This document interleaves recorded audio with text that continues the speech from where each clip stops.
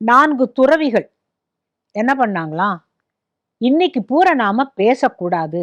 நீ பாட்டு தியானத்துல இருக்கணும், நீ பாட்டு தியானத்துல இருக்கணும். ஒருத்தர சொல்லியாச்சு.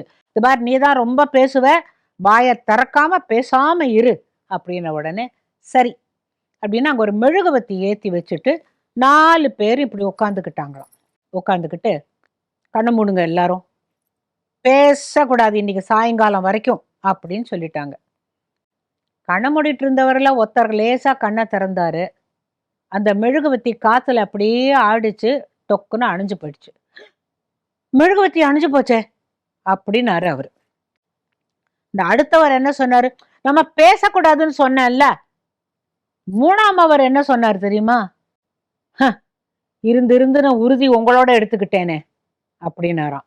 இப்ப 4வது மனுஷன் சும்மா இருக்கக்கூடாது, நீங்க 3 பேர் தான் பேசுனீங்க, நான் பேசவே இல்லை பாருன்றாராம். அப்படிதாங்க நாம நம்மளுடைய வாழ்க்கையில ஒரு ஒரு உறுதி எடுத்துக்கிறோம். ஆனா அதை கடைசி வரைக்கும் நம்ம காப்பாற்ற மாட்டோம். எல்லாத்துக்கும் ஒரு நொண்டி சாக்கு ஒண்ணு சொல்லுவோம். நான் இருந்தேங்க, அதான் அவன் தான் தப்பு பண்ணேன். இப்போ அவன் லைட் அணிஞ்சு போச்சுங்கிறான், இவன் நீ பேசக்கூடாதுன்னு சொன்னேங்கிறான், இவன் ஒண்ணு சொல்றான், கடைசியில சொல்றான் நான் தான் ஒருத்தன் தான் பேசாம இருந்தேன்னு பேசுறான்.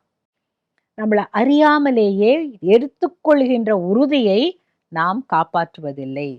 இந்த கதையை எதுக்கு எங்களுக்கு சொல்றீங்க அப்படின்னா, நம்ம ஏதாவது ஒரு உறுதியை எடுத்துக்கிட்டோம்னா அதை கூடின வரைக்கும் அதன் வழி நிற்க நாம முயற்சிக்கணும். ஆங்கிலத்துல ஒரு பழமொழி சொல்லுவாங்க, what is your new year resolution அப்படின்னு ஒரு கேள்வி. இந்த 1ஆம் தேதி அன்னைக்கு இந்த வருஷத்திலே இருந்து அதை 2ஆம் தேதி பொங்கல் வர்றதுக்குள்ளேயே அவன் மறந்துடுவான். நாம ஞாபகமா கேட்டோம்னா கூட அவன் இல்லைம்பான். ஆக மொத்தம் உறுதியை எடுத்துக்க வேண்டாம்.